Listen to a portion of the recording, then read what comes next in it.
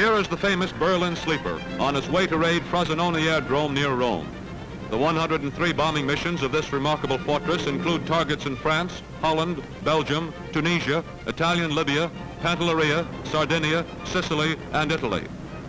The Sleeper is now back in the States.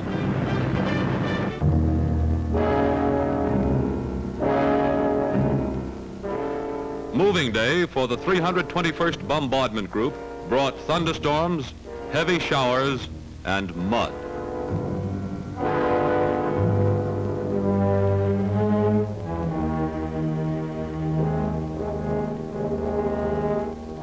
Planes, tractors, and men were bogged down to a snail's pace by the weather conditions.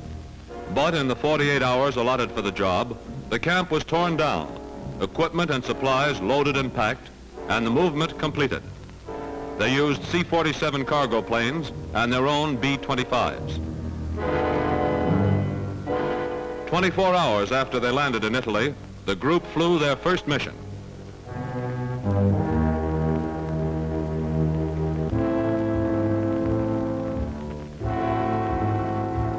Thunderbolt crews at a fighter station of the 8th Air Force in Great Britain are detailed to escort flying fortresses on a bombing mission over Nazi Europe. While the pilots are briefed, ground crews have prepared the P-47s, loading machine gun ammunition, testing the guns,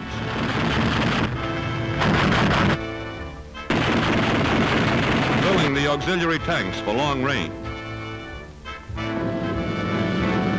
These squadrons are leaving for the front, the great air front over Western Europe.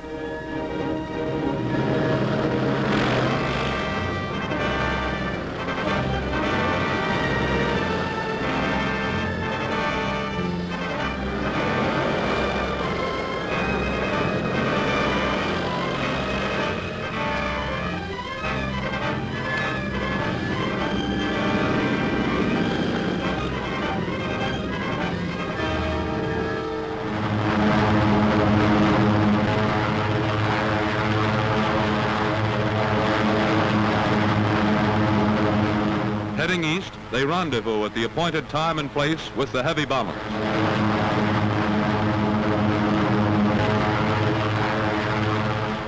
And here are the heavies, giant flying fortresses that drop their tons of high explosives on pinpoint targets. As an attack by German Messerschmitts and Focke-Wulfs is about to develop, the Thunderbolts peel off to intercept, to protect their bombers.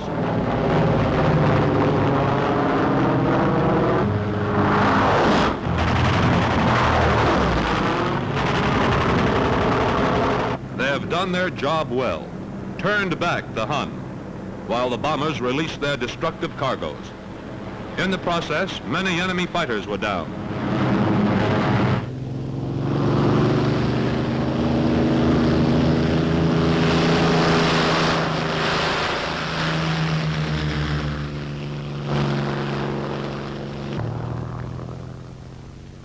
As soon as the pilot lands, his crew chief rushes up to hear the score.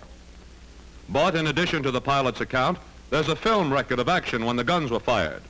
This camera, shooting alongside the fighters' guns, can give us precise evidence of what happened in the sky battle we've just seen. This roll of film will be rushed to the developer, and here's the story it tells.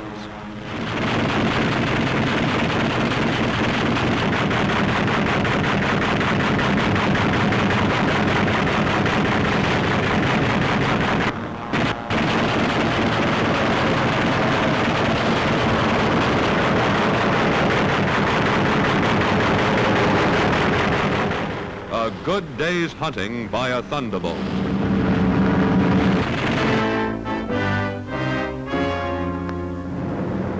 On the River Seine, halfway between Le Havre and Paris, is today's target, Le Trait. Objectives are power plants, boiler houses, repair shops, and shipyards. 36 B-26s took off, 33 attacked, protected by 11 squads of Spitfires. Workshops were hit with 40 tons of bombs. All vessels docked here were set afire as 4 other fighter squads swept the area. This was an extremely successful bombing mission since there were no losses or casualties for our side.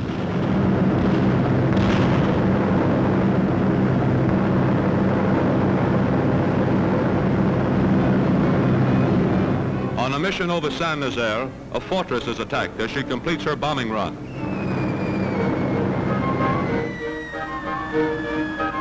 Hit fatally and engine smoking, the ship plummets down and crashes into the sea, a flaming comet.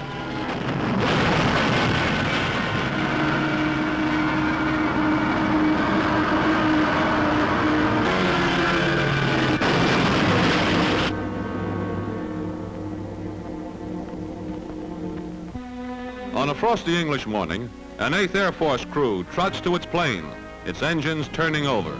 The famous Memphis Belle.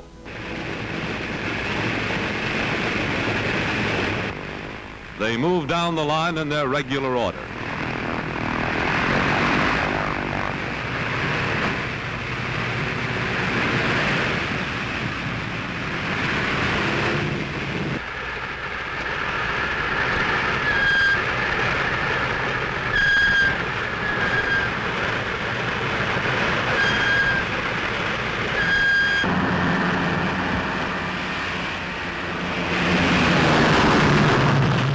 A mighty armada of flying fortresses is taking off in a major daylight raid against northern Germany. They're going to strike at the heart of the enemy, Wilhelmshaven, a big naval base just west of the Danish peninsula. As they pass over the Frisian Islands, the windows are winking in the sun. Crossing over the continent, they approach the target. The Germans light hundreds of smoke pots to hide the harbor installations, but they're too late. This heavy flak indicates how important the target is.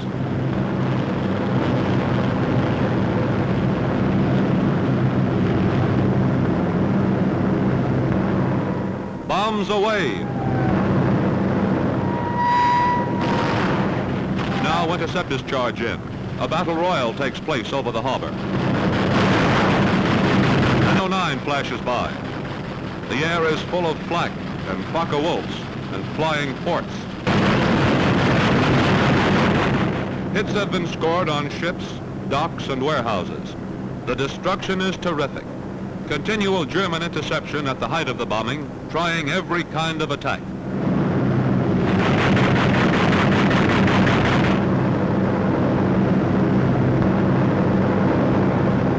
A stricken American Eagle drops out of formation, fading fast. But as the fortresses leave the smoking target behind, they resume formation, filling in gaps for the planes that won't make the round trip.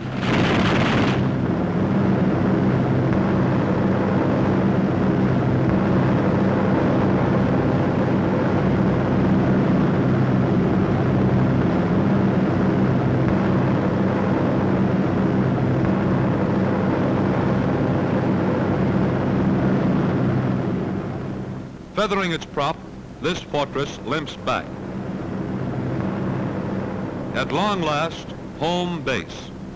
The mission has been completely successful, but we paid the price in men and materiel, and both must be replaced from home.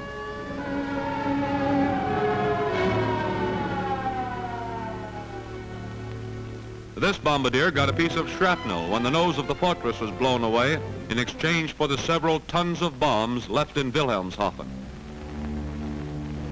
But the sky was ours. The steady, relentless bombing of Germany went on without ceasing. The steady...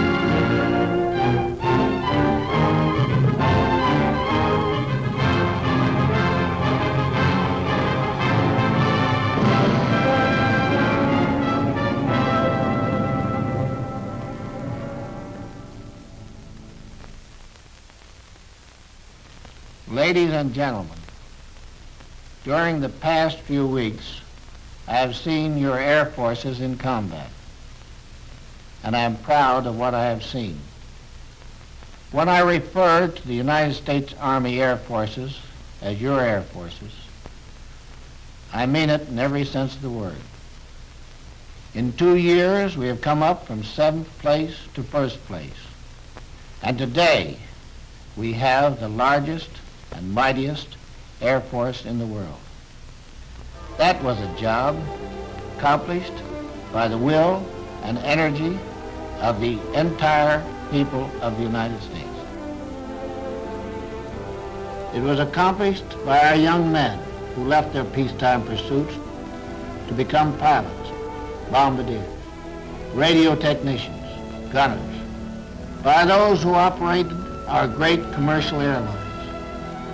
It was accomplished by American labor, by the veterans, the newcomers, by actors, welders, typists. We welcomed anyone who was skilled, and we were grateful to those who willingly forgot their usual Sunday afternoon drives. The building of our Army Air Forces is a great achievement of a democratic people and a democratic government. Many facts have been withheld in the past for reasons of military secrecy. Some of these facts can now be given as a record of your achievements, as a report of what you have done and are doing. Every American can well be proud of this record.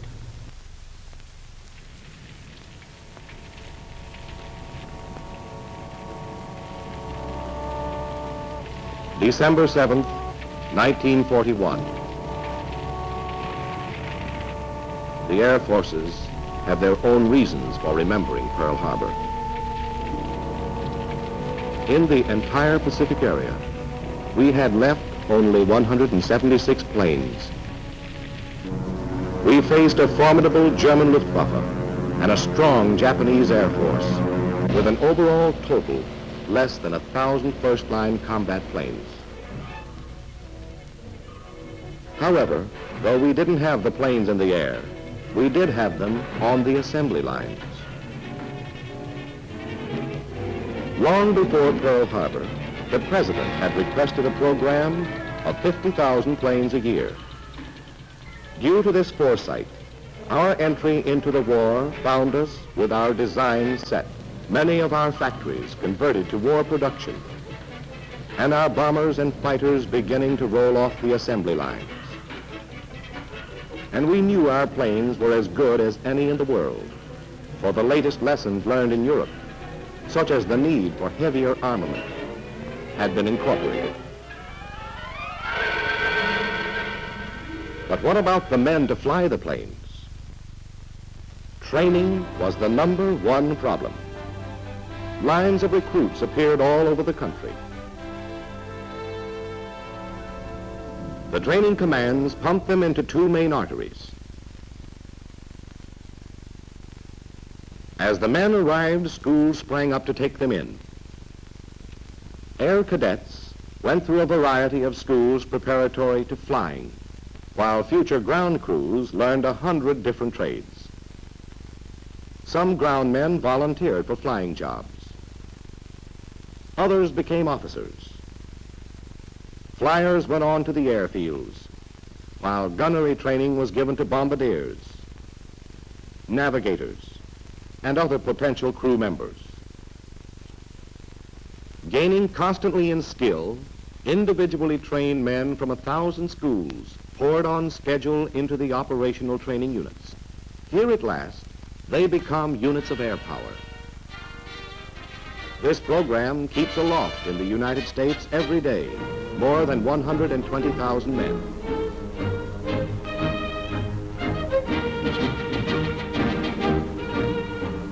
Women, too, are trained to do their share. Our women pilots, the WASPs, deliver planes to home bases and perform tasks such as towing target sleeves for gunnery practice. Our air WACs have been trained for jobs in many phases of the service.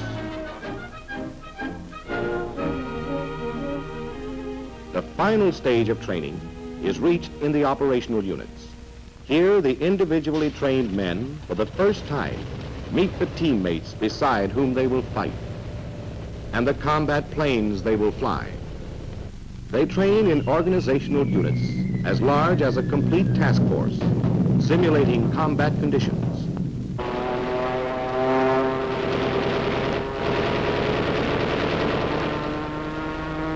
At the Florida Tactical Center, officers back from duty overseas bring new problems, new frontline techniques to be worked out and taught. Some of the refinements of skip bombing were developed here. With a modified gun sight at low altitude, the pilot shoots his bombs into the target and takes evasive action. In a few weeks, this dummy target will be an enemy tank.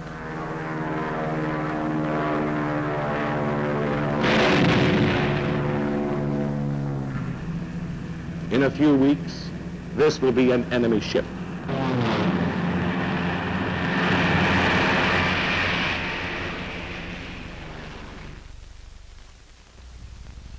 When ready for combat, the individual bomber team is already part of a larger team called a squadron.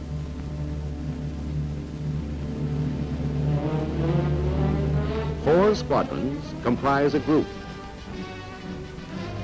3 groups, a wing. 5 wings, an air division, and 4 divisions, a bomber command. A fighter command is built up much the same way. Another vital command is the Air Service Command. They are the boys without whom the planes would never leave the ground. To service the planes, repair shops and warehouses have been established, such as this one in England. These warehouses stock 4 times as many items as there are in a Sears Roebuck catalog. The Service Command has become the biggest export business in the world, delivering in huge quantities.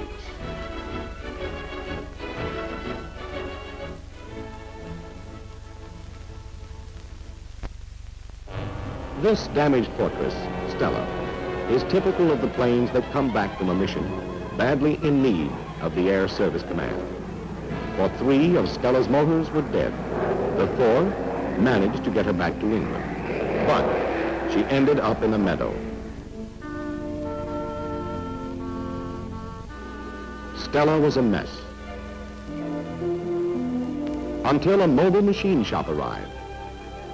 A temporary repair depot was set up, and the boys of the Air Service Command went to work.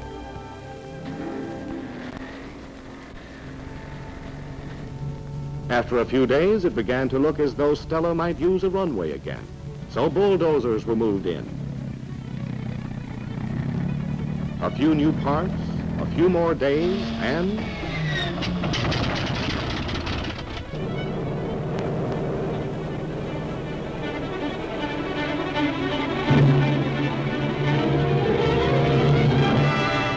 she flew again, ready to fight again. Thanks to the Air Service Command. The 3 commands are the backbone of an overseas air force. This is a global war. To understand the extent of our air operation, we must take a global point of view. You're looking at the world spread out from the North Pole. Today we have 15 air forces, all joined together by the network of the Air Transport Command. 110,000 miles of regularly scheduled routes, 4.5 times around the world. Over these routes, the ATC ferries planes from factory to front. It transports key personnel and delivers supplies at the rate of 10 million miles a month.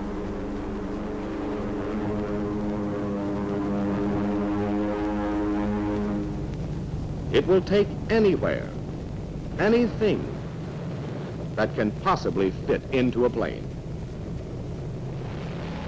Once it delivered to Alaska, a complete hospital in 36 hours. It flew a shipment of grenades from the United States to Guadalcanal in 4 days, when our men needed them desperately.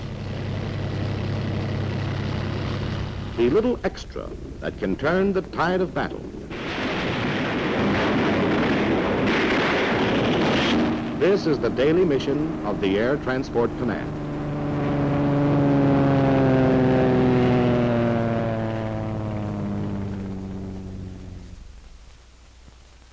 Our 15 air forces were formed at different times for varied purposes. The first 4 were the backbone of our development. The 1st and 4th defended our coasts. The 2nd and 3rd were training forces. 11 are in action overseas. 14 bombers were the nucleus of our 1st Combat Air Force. They had escaped the Japanese drive on the Philippines. Out of bombs and ammunition, these battered early model fortresses headed for Australia, evading the swift Japanese expansion over the islands of the Pacific. This was the beginning of our 5th Air Force. The 5th is a self-made Air Force. At the start, it had to improvise with whatever facilities happened to be available in the area. Nevertheless, within 3 months, it had joined the Navy in the Battle of the Coral Sea.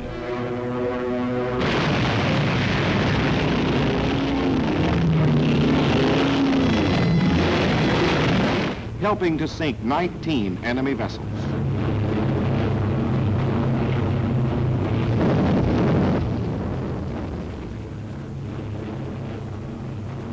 Some months later, a B-24 on reconnaissance located a column of Japanese warships moving through the Bismarck Sea toward New Guinea.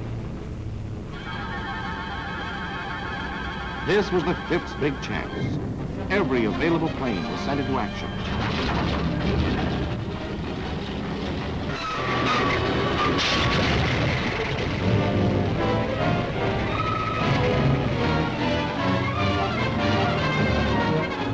For 3 days, 162 American and Australian planes bombed and strafed the Jap fleet. Many of our flyers came in at mast-high altitude to skip bomb the enemy.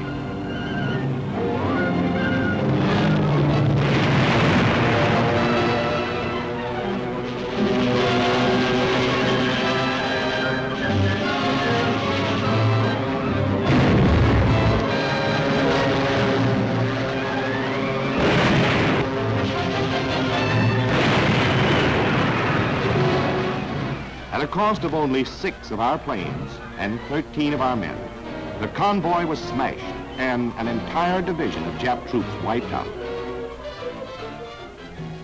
This marked the limit of Japanese expansion. The 5th proceeded to take the offensive against the enemy's formidable system of interlocking bases. Japanese pressure had been concentrated on Port Moresby. We countered swiftly. Our Troop Carrier Command flew 15,000 men across the Owen Stanley Range in one air movement.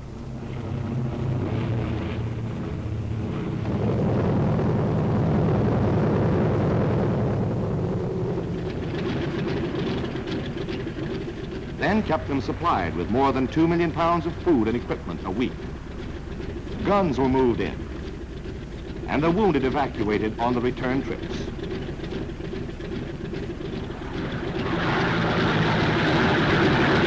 Following the spearhead came the engineers. Sometimes they had equipment, sometimes they improvised. Whatever their tools, they built airstrips out of the jungle in record time. From these advanced airstrips, the 5th was able to strike deeper into the Jap perimeter. Rabaul.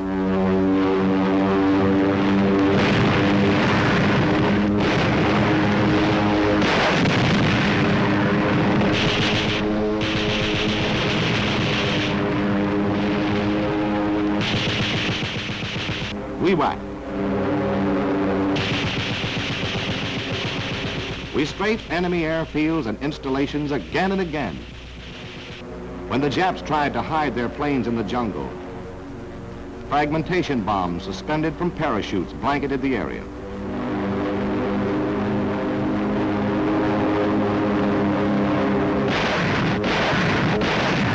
The 5th has destroyed over 1,500 enemy planes, 400 of them at Wewak alone.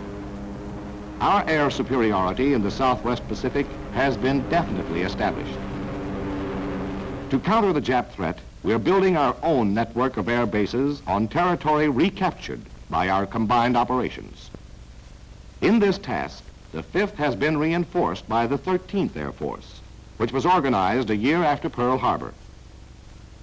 Together, these two air forces are driving forward on one of the several roads to Tokyo. The 13th was activated with units from the 7th Air Force. Today on Hickam Field, the devastation of Pearl Harbor has been repaired, and a new and better Air Force is making history. Just a year after Pearl Harbor at midnight, the bombers of the 7th flew out of Hickam on the longest massed offensive flight ever made.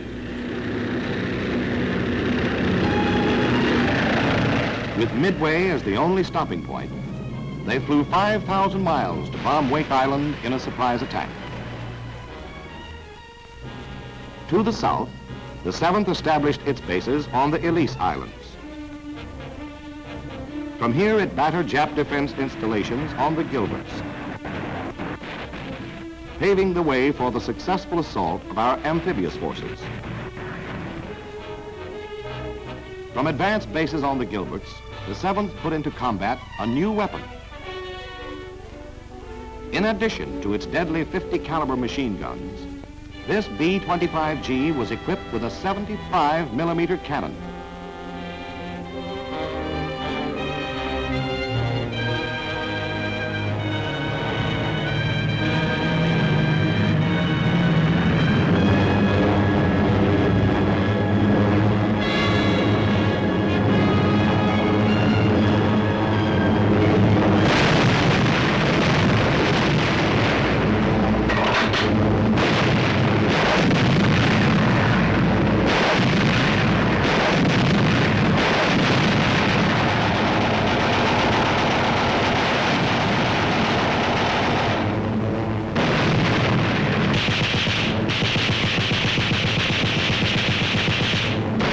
Saturated by the firepower of the 7th and of the Navy, another impregnable stronghold was taken by our armed forces.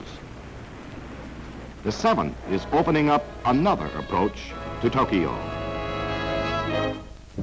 While the 7th was being built, the Japanese threatened in the north. In a surprise assault, they seized and fortified Kiska. We rushed planes to the 11th Air Force in the Aleutians. Finally, the Japs were squeezed out. From here, we have bombed Paramushiro, Japan's northernmost naval base. The 11th represents a third road to Tokyo. Many of the planes that were rushed to the Aleutians came from Panama, where our 6th Air Force has defended the Canal Zone. The 6th has patrolled the Caribbean for submarines and guarded the sea routes to Africa and Europe.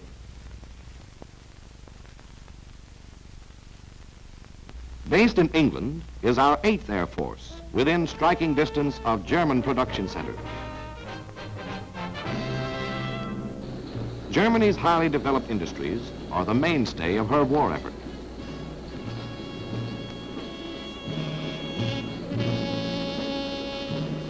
Our strategic bombing has been aimed at the heart of these industries, executing the United Nations strategy of weakening Germany for the invasion.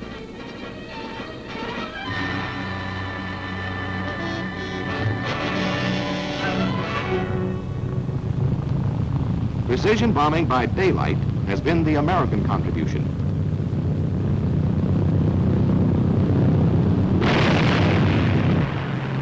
Night attacks on whole industrial areas has been the job of Britain's RAF.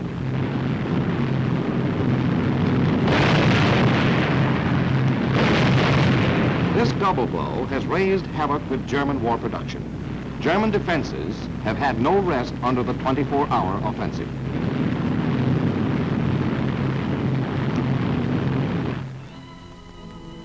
Wrecked cities present an additional problem. As this captured film shows, the Army has been forced to take charge of Berlin's frightened population.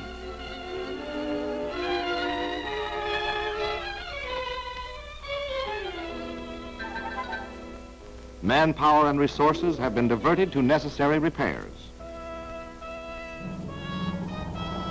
In 1943, a series of outstanding attacks marked the development of strategic bombing.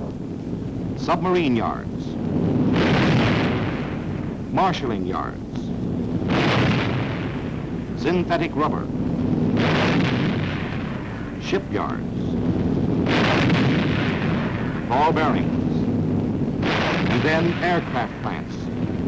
Regensburg, Marienburg, Cassel.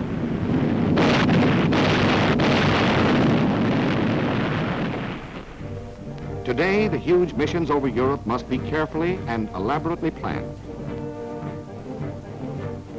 Our flyers can expect any trip to develop into a major air battle.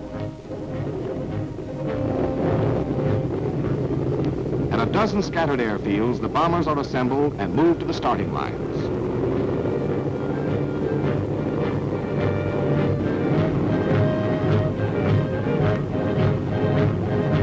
Takeoff time.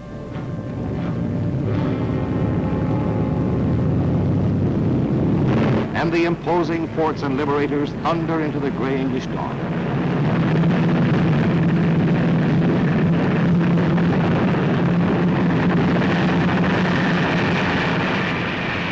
They take off on split-second schedule, but war in the air is so swift that a few moments' error may mean a missed rendezvous.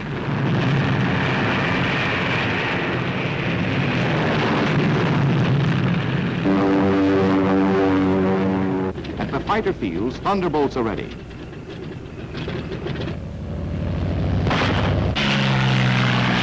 They set out to meet the bombers, followed by twin-engine lightnings.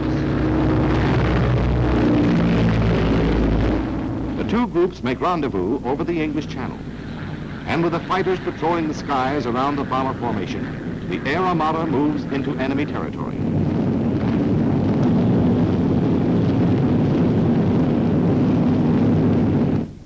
News of the approaching air invasion is flashed through the German warning system.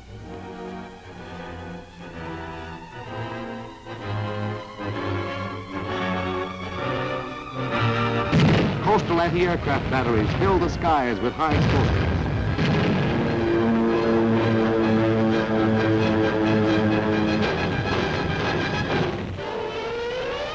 Alarm sirens wail over the German fighter fields and pilots sprint to their planes.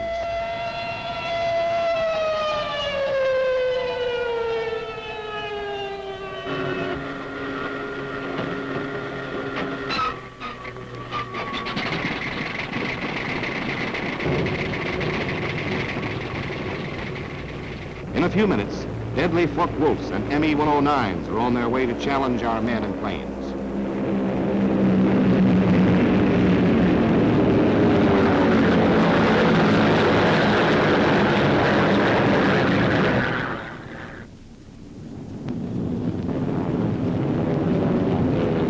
Our fighters peel off to meet the enemy threat, and the battle is on.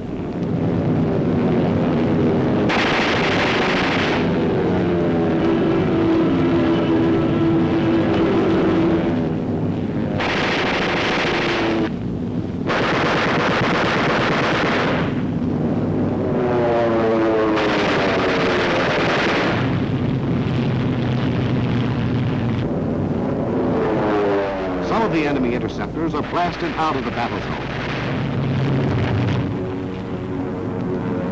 Despite opposition, the bombers push on deeper into enemy territory, their progress mapped by vapor trails. In formation, the bombers can lay down a deadly pattern of protective fire.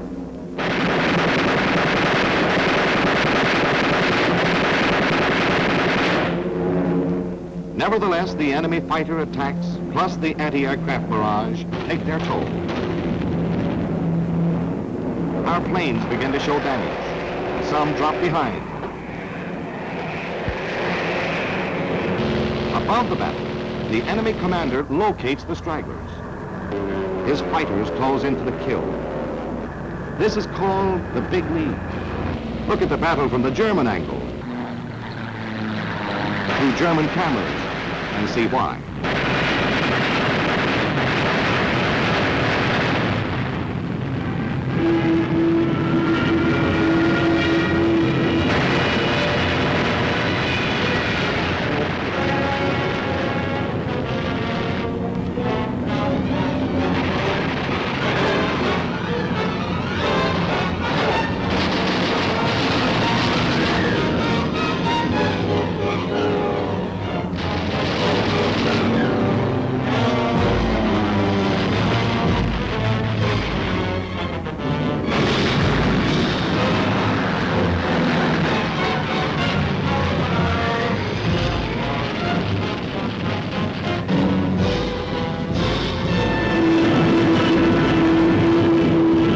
The main body of our formation closes in on the target.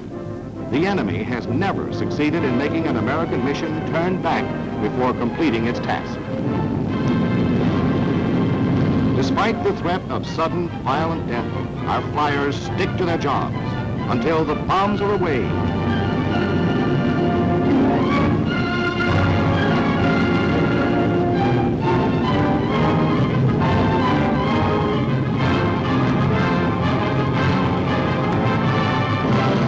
Until the target is destroyed. While the 8th hammered Europe, a new Air Force, known by the code name of Junior, had been activated. Its purpose, strength and destination, all secret. The secret came out in Africa. Junior was the 12th, an Air Force created to take part in the African invasion. Most of its operations were tactical. A tactical Air Force operates in the battle zone, smashing the enemy wherever he is vulnerable. It works with the ground troops, employing low-flying medium bombers and hard-hitting fighter planes. It fights to establish air superiority. In Tunisia, in 2 days, the 12th wrecked 112 Nazi planes in the air and on the ground. The desperate Nazis tried to fly in reinforcements to stem the advance of our ground troops. The 12th spotted the transports.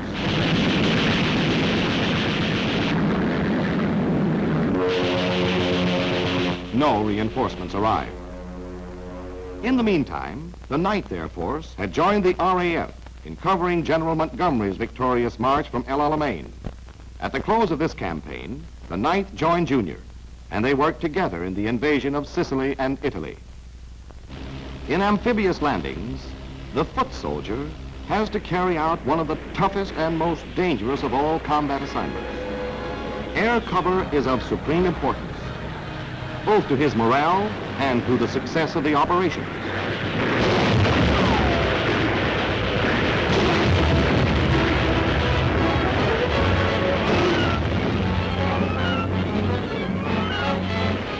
When a beachhead is established, the enemy's full strength must be held off until our troops have a chance to dig in, land heavy equipment, and supporting units.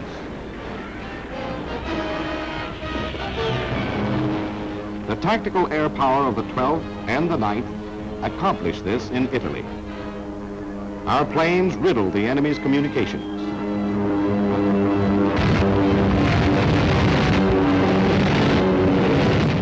Neutralized his artillery,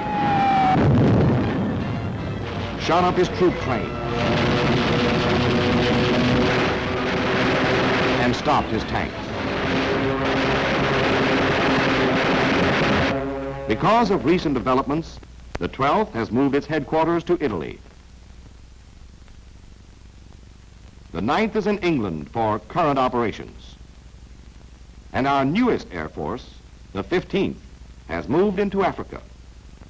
With this distribution of air forces, tactical coverage can be provided for any presently contemplated land operation. From its bases in Africa and Italy, the 15th can carry out strategic bombing over the whole of southern Europe. While from England, the 8th can plaster northern Europe. Together, they cover Hitler's entire fortress. There is no corner of his stronghold that cannot be reached by the crippling blows of strategic bombing. Our remaining 2 air forces have operated on the other side of the world, in India and China. Japan's unwarranted campaign of aggression began 13 years ago. A powerful Jap Air Force had undisputed control of the Chinese skies. These were happy days for the Jap flyer.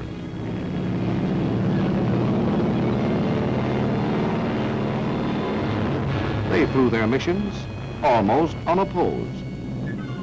They murdered at will.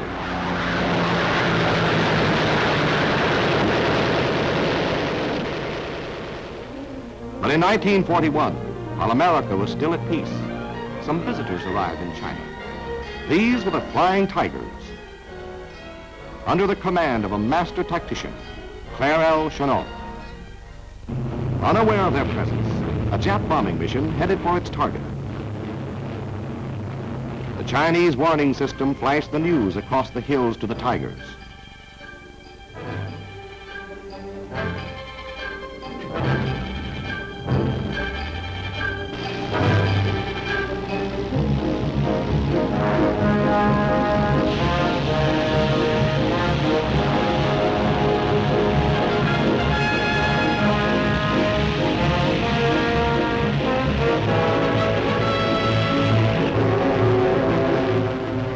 Tigers climbed high as the enemy came on unsuspecting.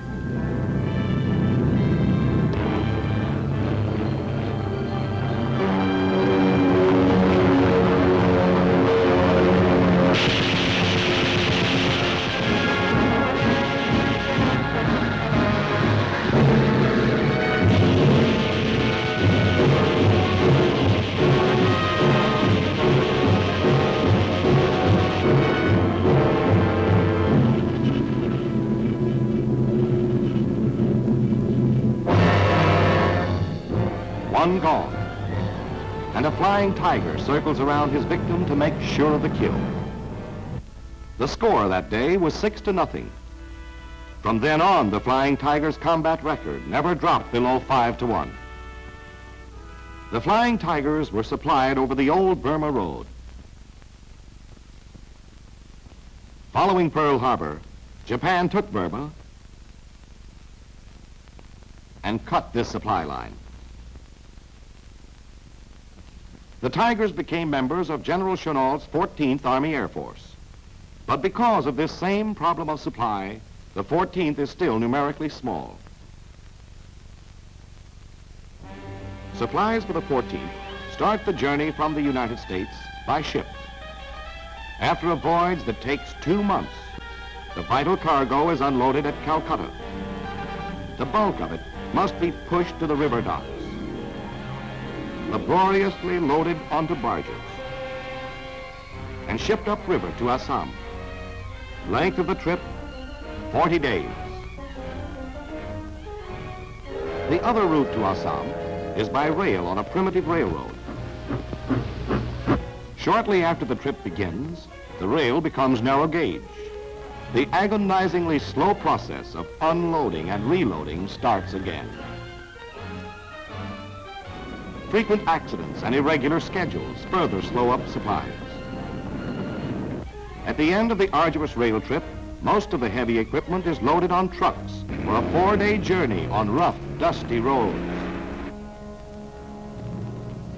And so by ship, train, river barge, and truck, the supplies for the 14th were painfully assembled in Assam, headquarters of our 10th Air Force. The 10th is one of our oldest air forces, created in haste when the Japs threatened India.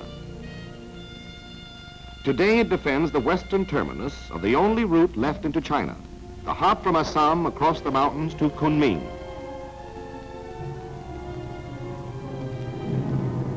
The last leg of the trip is known to the pilots as going over the hump. The trip is as dangerous as any combat mission. Most of the time, the weather is so bad that the pilots have to make the 17,000-foot mountain passes on instruments. If they veer south, they drift into Jap-held Burma. North, into 22,000-foot peaks. The crews of the Liberators must ferry in their own bombs, gasoline, and everything else. In order to fly one bombing mission, they must make 4 trips across the hump.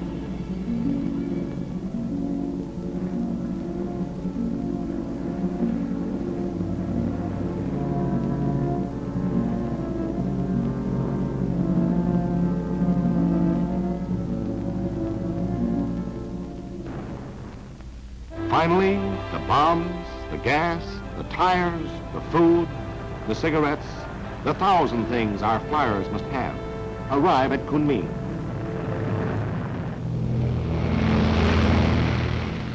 But the journey isn't over yet.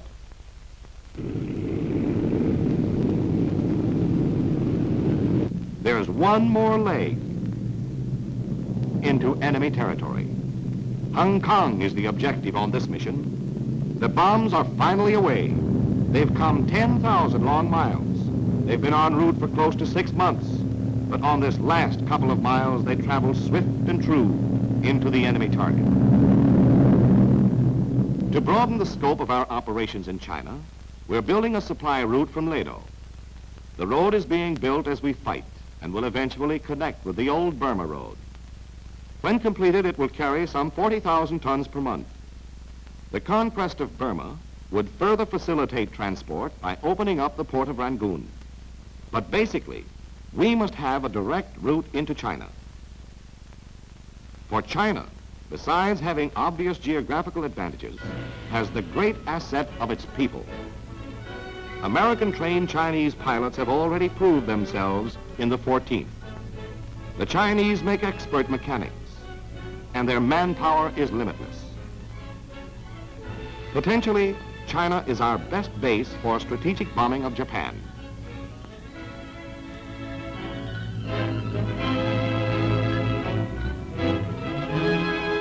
We've struck at the enemy's defenses from every side.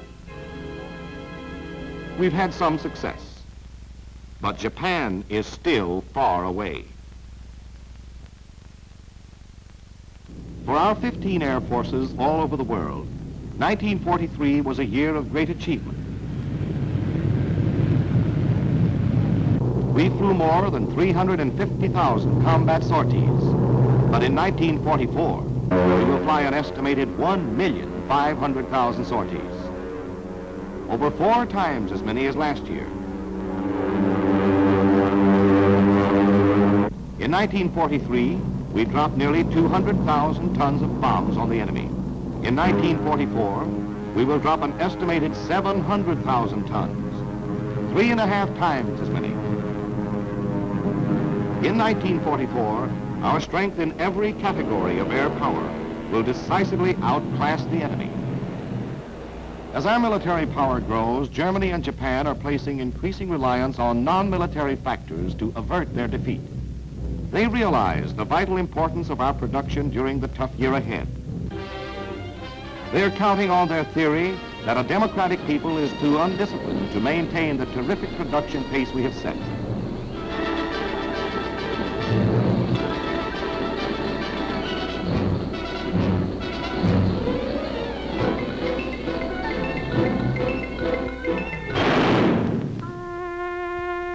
They think they can make the cost of victory so horrible that we will weary of the horror. We in the Air Force know the price of victory. Every battle takes its toll of our planes and men.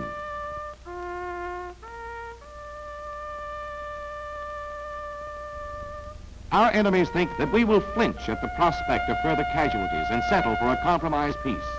A compromise peace is the secret weapon of the enemy. Our answer is this: In the skies above these flyers who died, there will be no compromise. In enemy skies all over the world, there will be no peace. Our bombers and fighters will rise in ever-increasing numbers. The roar of our motors, the pounding of our guns, the whine of our bombs. These sounds will never cease until our enemies below are destroyed.